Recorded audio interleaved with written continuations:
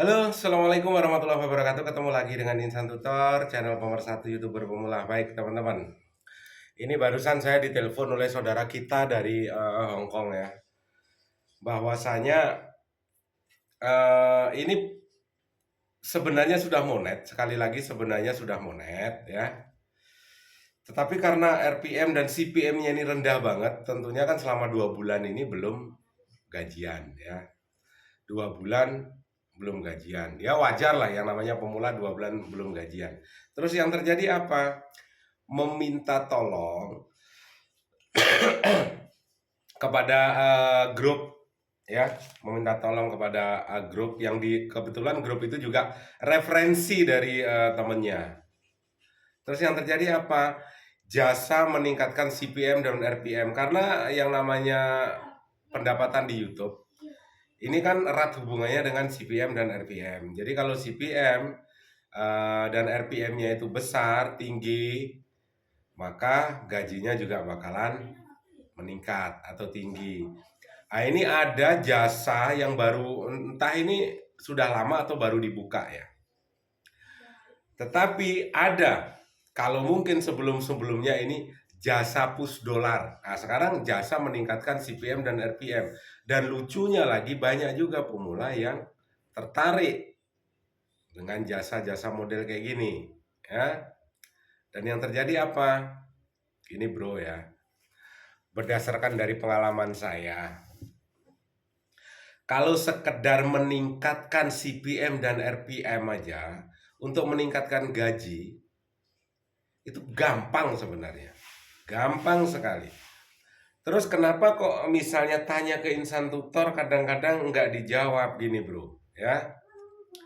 Sebuah pertanyaan yang menghasilkan jawaban dan jawabannya itu merupakan rahasia dari YouTube, biasanya Insan Tutor nggak bakalan itu menjawab pertanyaan itu ya. Karena yang Insan Tutor lakukan setiap kali ada pertanyaan tiga ya. Data, fakta, logika. Ini harus jadi satu. Hilang satu nggak bisa bos. Ya, hilang satu nggak bisa. Masalahnya kadang-kadang datanya juga nggak valid. Artinya sumber datanya ini dari mana? Saya lebih percaya datanya itu dari pelaku secara langsung. Siapa itu? Kalau ada pertanyaan ya. Jadi data ini bersumber dari YouTuber pemula secara langsung. Ini saya lebih percaya daripada data yang disampaikan oleh YouTube. Loh, kenapa kok bisa begitu, Bang? YouTube ini kadang-kadang ngelawak dan dagel.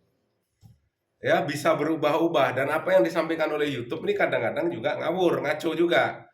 Saya ambil contoh ya. Upload video jam berapapun itu tidak ngaruh. Coba buktikan pemula upload video jam 12 malam, rongos. Kapan video direkomendasikan sampai bertahun-tahun tetap merongos. Padahal menurut YouTube mau upload jam berapapun yang penting sesuai dengan minat penonton, videomu bakalan direkomendasikan. Itu data dari YouTube, itu dari YouTube. Tapi faktanya apa? Gak bisa kalau pemula upload video jam 12 malam. Insan Tutor aja upload jam 3 malam sepi kok.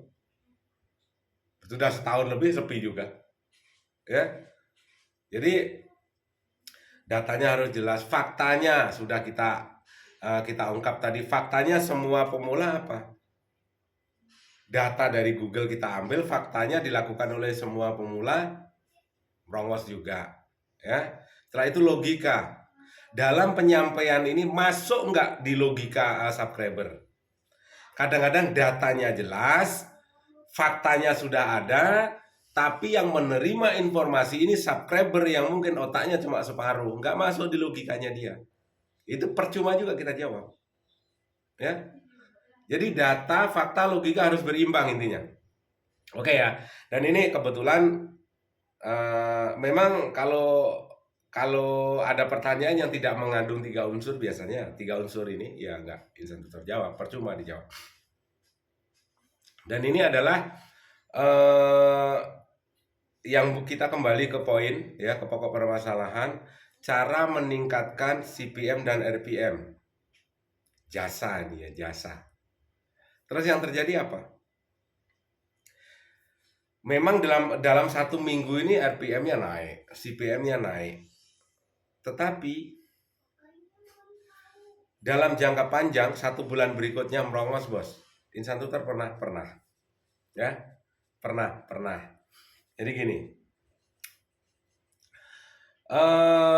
untuk menaikkan CPM sebenarnya itu cukup gampang. Caranya gimana? Nanti ini harus ditonton sampai selesai. Kalau enggak merongos itu urusanmu ya. Merongos itu urusanmu. Untuk menaikkan CPM dan RPM sebenarnya sekali lagi cukup mudah. Coba cek videomu satu-satu yang sudah tidak ada penontonnya, itu privat saja videomu.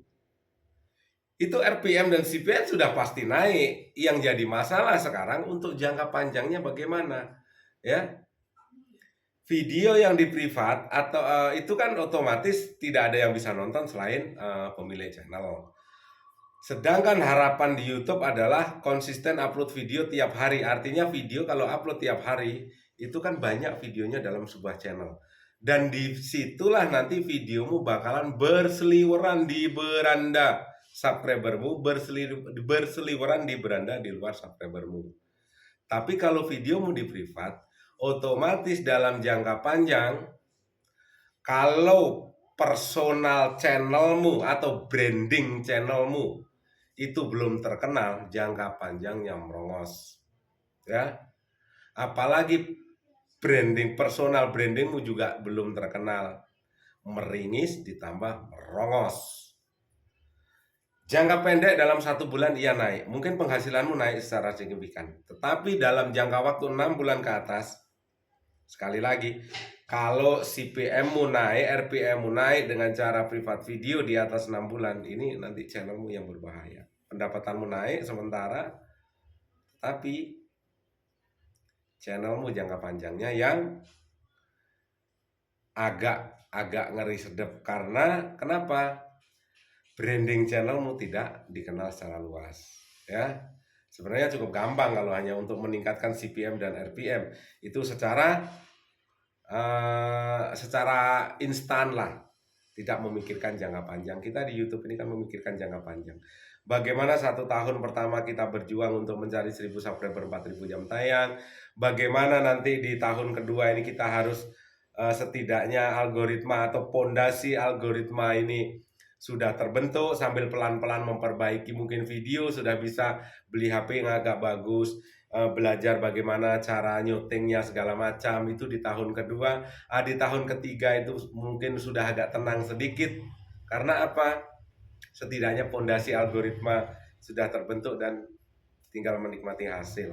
Ya, walaupun kita tetap harus terus berkarya, tidak harus di bulan ketiga terus tiduran, nggak seperti itu juga. Tapi setidaknya kerjaan kita lebih ringan. Ya, tetapi kalau di awal-awal nggak sabaran, belum 1 tahun sudah monet, RPM-nya kecil, CPM-nya kecil, setelah itu coba diakal-akalin, ya sudah. Jangka panjangnya nggak tahu. Tapi kalau mau dicoba ya monggo ya. Dan bagi teman tadi yang tergabung dalam grup, hati-hati kawan ya, hati-hati. Saya ingatkan ke teman-teman, jangan sekali-kali atau kalau bisa kurangi minta tolong ke siapapun.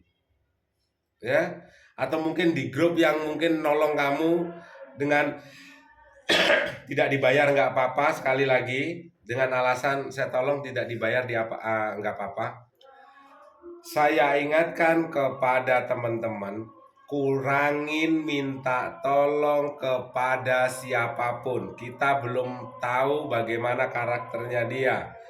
Kalau kita salah meminta tolong, yang terjadi apa? Saat kalian ada masalah, maka hutang budimu akan diungkit secara barbar. Paham nggak? Ya, kalau kalian minta tolong kepada orang yang salah, suatu saat hutang budimu akan diungkit secara barbar. Sakit hati kamu buat sendiri. Jangan pernah nanti setelah hutang budimu diungkit secara barbar, kok saya begini ya, kok nasib saya begini ya, kok dia seperti itu ya, padahal dulu orangnya baik. Kamu yang bodoh. Ya, Jangan kebodohanmu mencari kesalahan orang lain. Sekali lagi, kok semuanya kok.